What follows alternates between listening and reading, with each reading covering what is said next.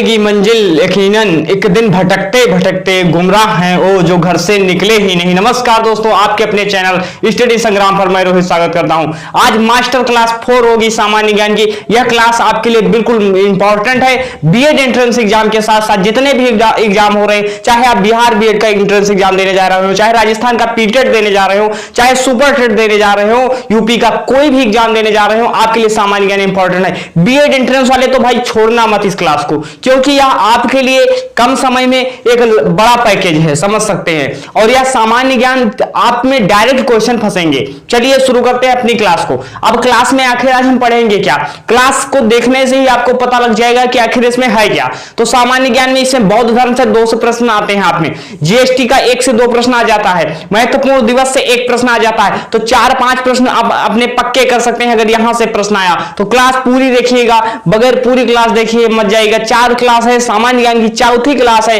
Playlist में upload है, देख सकते हैं। तो आज हम पढ़ेंगे बौद्ध धर्म। अब जानेंगे बौद्ध धर्म के बारे में, कैसे क्वेश्चन बनते हैं एग्जाम में। तो बौद्ध धर्म के बारे में जानेंगे, आखिर क्या है, कौन से प्रश्न बनेंगे। तो बौद्ध धर्म के सबसे पहले पूछा जाता है प्रश्न कि आखिर बौद्ध धर्म के सर संस्थापक कौन होते हैं। तो बौद्ध धर्म के जो है मतलब बुद्ध जी होते हैं। मतलब बुद्ध कौन, सिद्धार्थ गौतम बुद्ध होते हैं। बौद्ध धर्म के संस्थापक कौन होते हैं, गौतम बुद्ध होते हैं। गौतम बुद्ध के बचपन का नाम, बुद्ध ये पहले नहीं थे, इनका पहले बचपन का नाम जैसे राम साधारण आदमी का होता है, इन्हीं का भी नाम बचपन का नाम क्या था, इनका बचपन का नाम सिद्धार्थ था। आपसे पूछा जाएगा कि गौतम बुद्ध के बचपन का क्या नाम था, तो गौतम बुद्ध के बचपन का नाम सिद्धार्थ था। नोट कर लीजिएगा, क्योंकि एग्जाम में आपके क्वेश्चन बन सकता है। आपसे पूछा जाएगा कि बौद्ध धर्म की स्थापना किसने की या संस्थापक कौन थे, तो बौद्ध धर्म के संस्थापक गौतम बुद्ध हो जाते हैं, जिनके बचपन का नाम सिद्धार्थ था। या बुद्ध तब कहलाए जब इन्हें ज्ञान प्राप्त हो जाता है 35 वर्ष की अवस्था में। 35 वर्ष की अवस्था में इन्हें ज्ञान जब प्राप्त हो जाता है, और इन्हें क्या कहा जाता है, लाइट ऑफ एशिया कहा जाता है। गौतम बुद्ध जी को क्या कहा जाता है, लाइट ऑफ एशिया या एशिया की ज्योतिपुंज कहा जाता है। हिंदी में वाले कह सकते हैं एशिया की ज्योतिपुंज या लाइट ऑफ एशिया कहा जाता है। काफी इंपॉर्टेंट पॉइंट है। फिर इनका जन्म भी हुआ था, तो जन्म कहां हुआ था, तो 563 ईसा पूर्व नेपाल के पास कपिलवस्तु लुम्बिनी में हुआ था। इनका जन्म कहां होता है, 563 ईसा पूर्व नेपाल के पास कपिलवस्तु लुम्बिनी है, वहां पर इनका जन्म होता है। वहां पर इनका क्या होता है, जन्म होता है। ठीक, इंपॉर्टेंट था।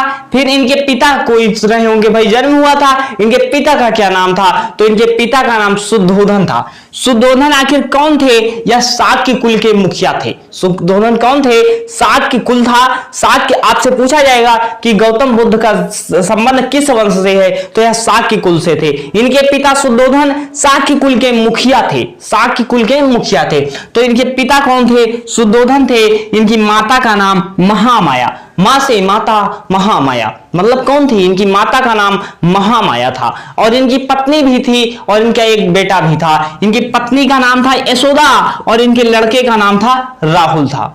बिल्कुल इंपॉर्टेंट है कि इनके पिता जो शुद्धोधन थे वह शाक्य कुल के मुखिया थे।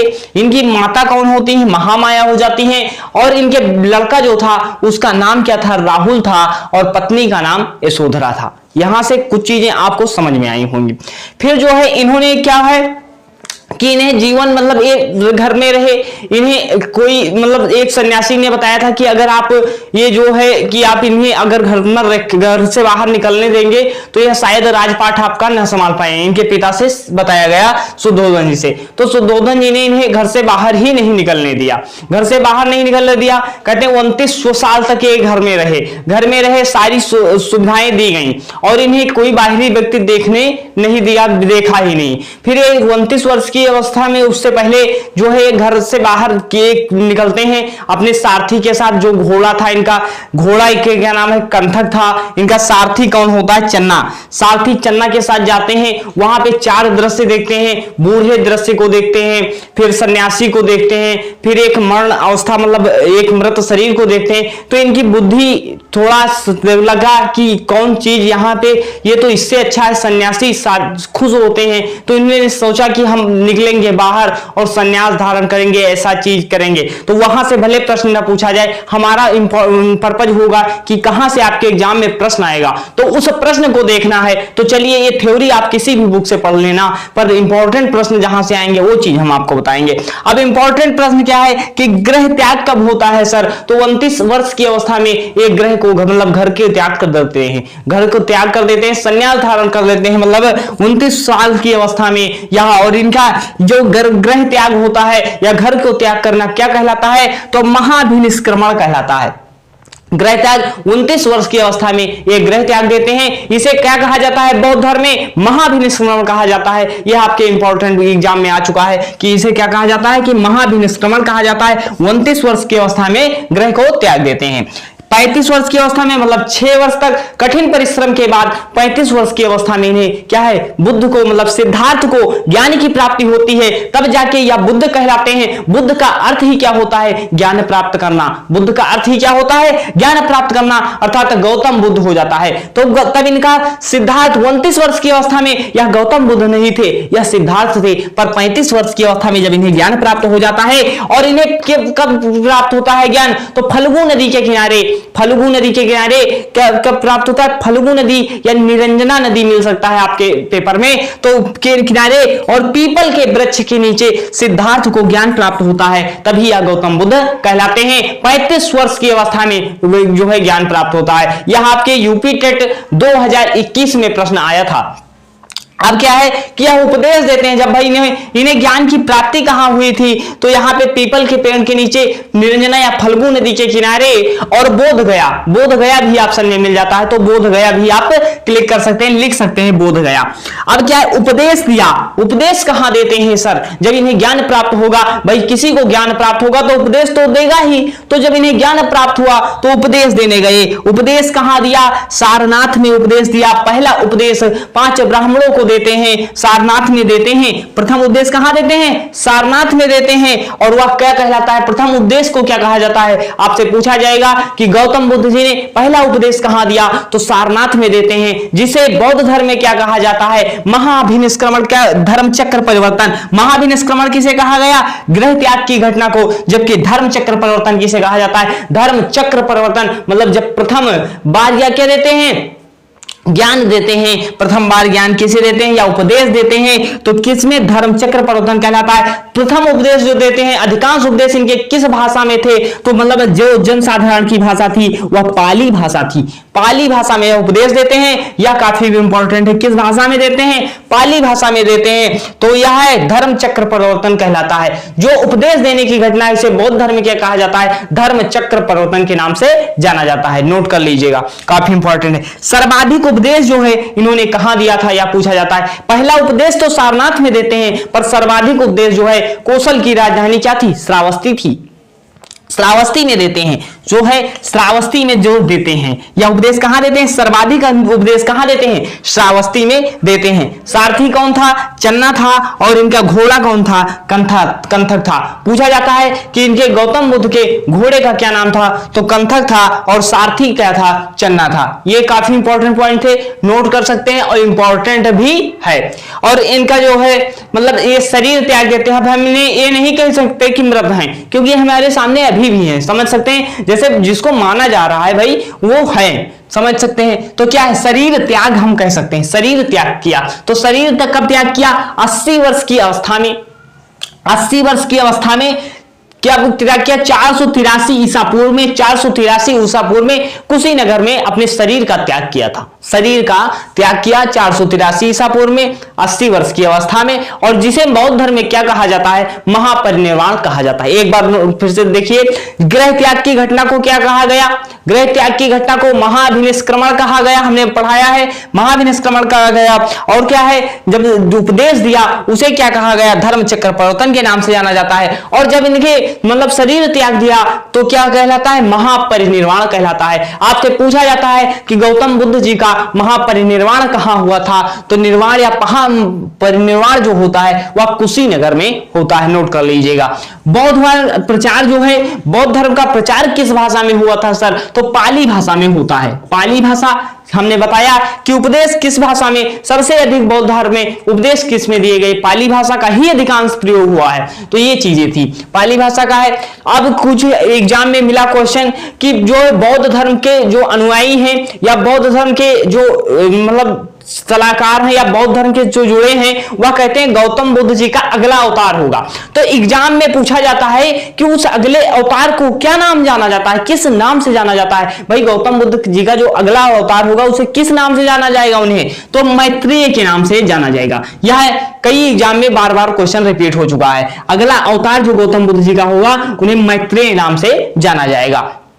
और जो है बौद्ध धर्म में स्तूप का क्या अर्थ होता है सर, तो स्तूप का अर्थ होता है कि मृत्यु का प्रतीक होता है। जैसे स्तूप बना तो वह क्या है, वह मृत्यु का प्रतीक है। बौद्ध धर्म में स्तूप का अर्थ क्या होता है, आपसे पूछा जाएगा कि बौद्ध धर्म में स्तूप का अर्थ क्या होता है, तो स्तूप का अर्थ मृत्यु का प्रतीक होता है। स्पीड भले तेज हो पर सारी चीजें आपको समझाने का प्रयास किया जाएगा, क्योंकि आपका टाइम बहुत इंपॉर्टेंट है, टाइम को वेस्ट हम नहीं करेंगे क्लास में।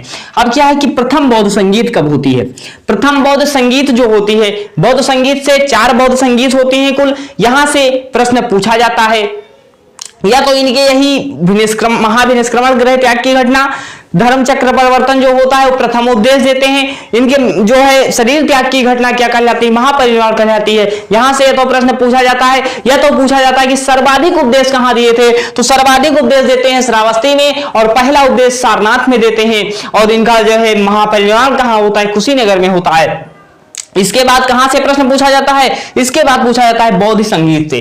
तो बौद्ध संगीत, प्रथम बौद्ध संगीत कहां हुई थी, तो प्रथम बौद्ध संगीत 483 ईसा पूर्व में हुई थी। पहला सन याद कर लीजिए, 483 ईसा पूर्व में हुई थी। कहां हुई, राजगृह में हुई थी। पहली बौद्ध संगीत कहां हुई, 483 ईसा पूर्व में राजगृह में होती है। और किसके शासन काल में होती है, अजातशत्रु के शासन काल में होती है। अध्यक्ष पूछा जाए तो अध्यक्ष कौन थे, मतलब प्रथम बौद्ध संगीत जो होती है यह राजगृह में होती है। और कब होती है, 483 ईसा पूर्व में होती है। किसके शासनकाल में होती है भाई, तो अजातशत्रु के शासनकाल में। पहली बौद्ध संगीत 483 ईसा पूर्व में अजातशत्रु के शासनकाल में होती है। अध्यक्ष कौन होते हैं, महाकश्यप होते हैं और राजगृह में होती है। दूसरा जो है आपका सन याद करने की कोई जरूरत नहीं है, लेकिन लिखा है हमने 383 ईसा पूर्व में होती है, वैशाली में होती है। ये केवल कर लिए। द्वितीय बौद्ध संगीत कहां होती, पहली जो होती है कहां होती है, राजगृह में होती है। दूसरी जो होती है वैशाली में होती है। और तीसरी कहां होती है, पाटलिपुत्र में होती है। और चौथी कहां, कुंडलवन कश्मीर में होती है। 4 इंपॉर्टेंट है, पहली इंपॉर्टेंट है और तीसरी इंपॉर्टेंट है। तीसरी के शासनकाल इंपॉर्टेंट है। द्वितीय बौद्ध संगीत जो होता है वैशाली में होती है। अध्यक्ष कौन थे, सवाकामी थे। शासनकाल कौन किसका था, जो है कालाशोक का शासनकाल में द्वितीय बौद्ध संगीत होती है। तृतीय बौद्ध संगीत की बात करेंगे हम। तृतीय बौद्ध संगीत आखिर कब होती है, तो पाटलिपुत्र में होती है। और किसके शासनकाल में, मतलब महान शासक कौन था, अशोक के शासनकाल में होती है। अशोक के शासनकाल में तृतीय बौद्ध संगीत होती है। ये शासक इंपॉर्टेंट है, तो शासक से यह प्रश्न पूछा जा सकता है कि जो है तृतीय बौद्ध संगीत कहां हुई थी, पाटलिपुत्र में। इसके शासन किसके शासनकाल में, अशोक के शासनकाल में होती है। चौथी बौद्ध संगीत कहां होती है, कुंडलवन कश्मीर में होती है। कुंडलवन कश्मीर में होती है। इसके अध्यक्ष कौन होते हैं, वसुमित्र होते हैं। और उपाध्यक्ष कौन होते हैं, अश्वघोष होते हैं। शासनकाल किसके शासनकाल में होती है, कनिष्क के शासनकाल में होती है। ये काफी इंपॉर्टेंट है, एक बार फिर से रिवाइज कर लीजिए। पहली बौद्ध संगीत कहां होती है, 483 ईसा पूर्व में होती है, राजगृह में होती है। और इसके अध्यक्ष कौन होते हैं, महाकश्यप। और इसके मतलब कौन है, शासनकाल में अजातशत्रु के शासनकाल में होती है।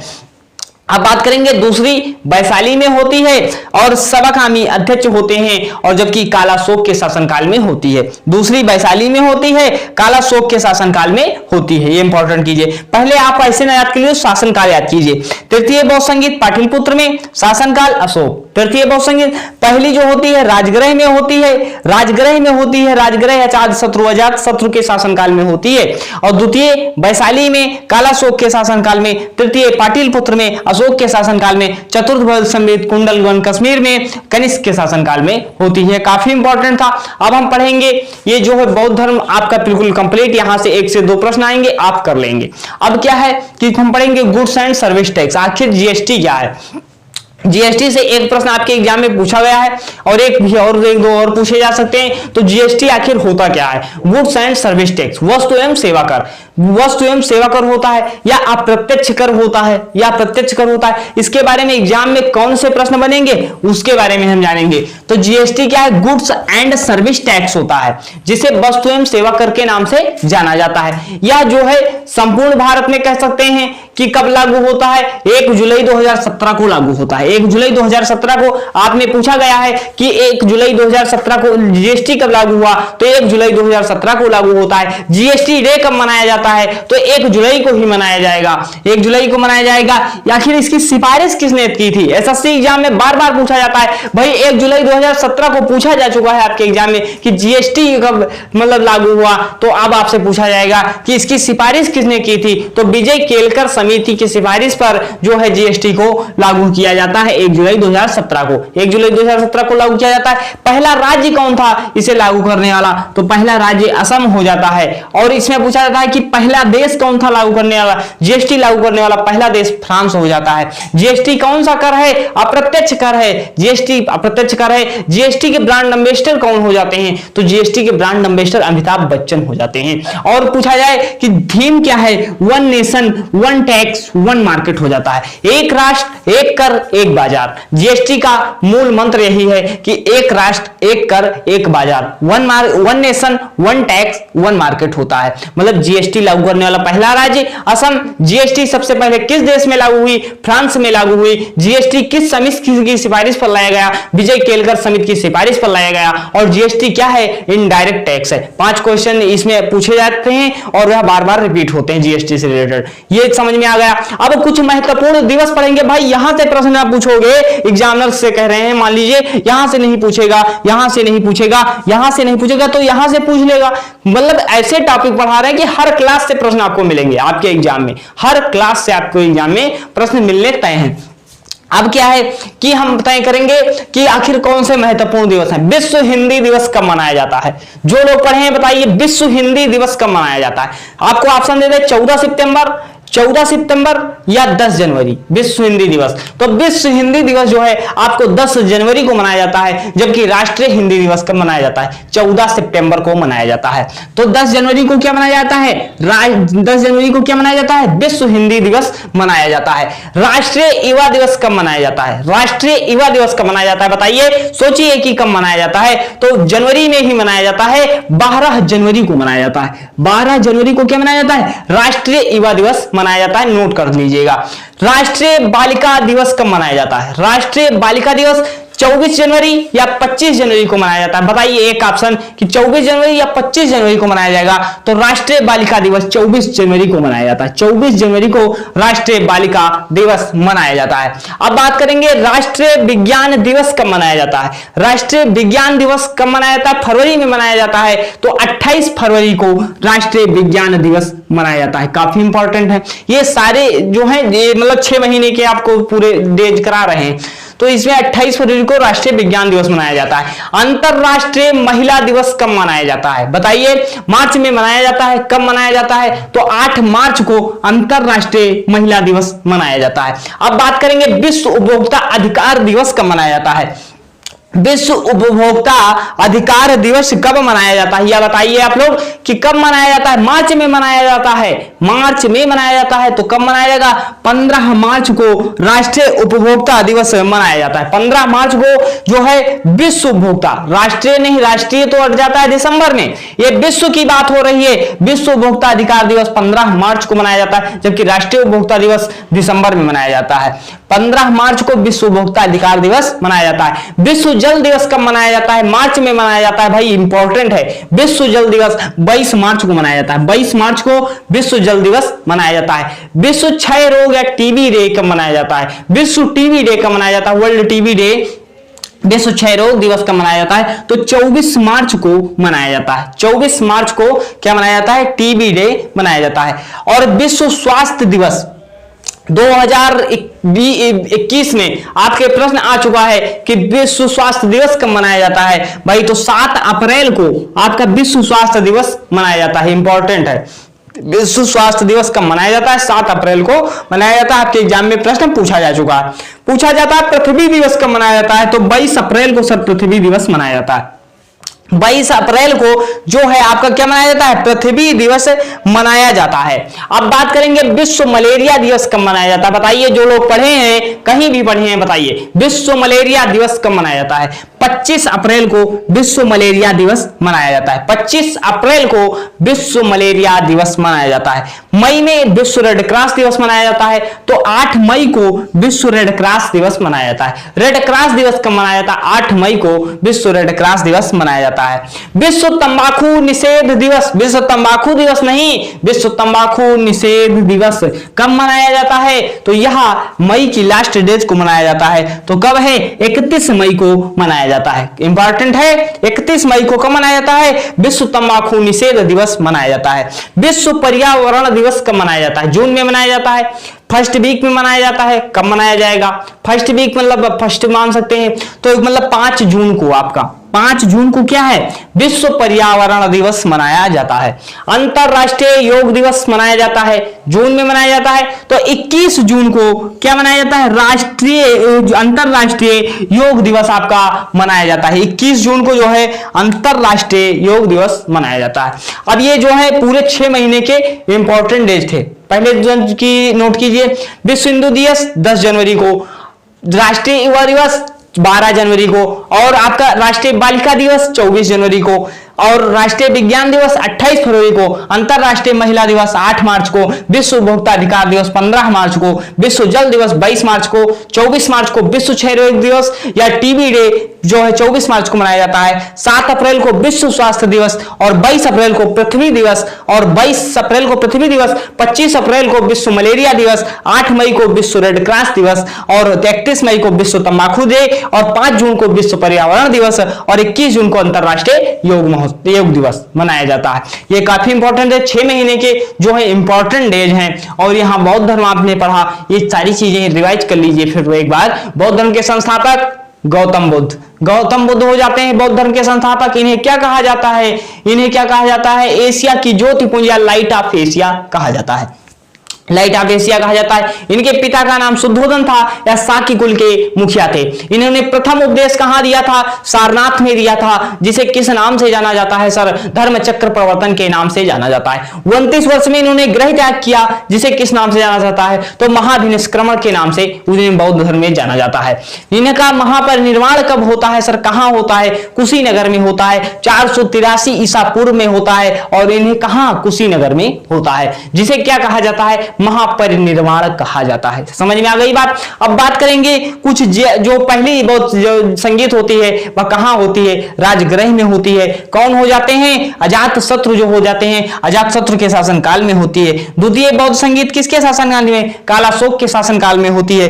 तृतीय बौद्ध संगीत जो होती है अशोक के शासन काल में होती है। चतुर्थ बौद्ध संगीत कुंडलवन कश्मीर में होती है। और जीएसटी सबसे पहले फ्रांस में लागू होता है, 1 जुलाई 2017 को भारत में लागू होता है। ये चीजें थी, काफी इंपॉर्टेंट थी। पूरी क्लास नोट कर लेना। क्लास कैसी लगी जरूर बताइएगा, और कुछ सुधार करना हो तो क्लास में तो जरूर आपने बताइए कमेंट में। और आपको क्लास अच्छी लगी हो तो एक आपको काम करना है, आपके केवल एक ही काम है कि 2 लोगों को शेयर कर देना, बस ज्यादा शेयर नहीं करना, 2 लोगों को शेयर कर देना। और क्लास अच्छी लगे, मिलते हैं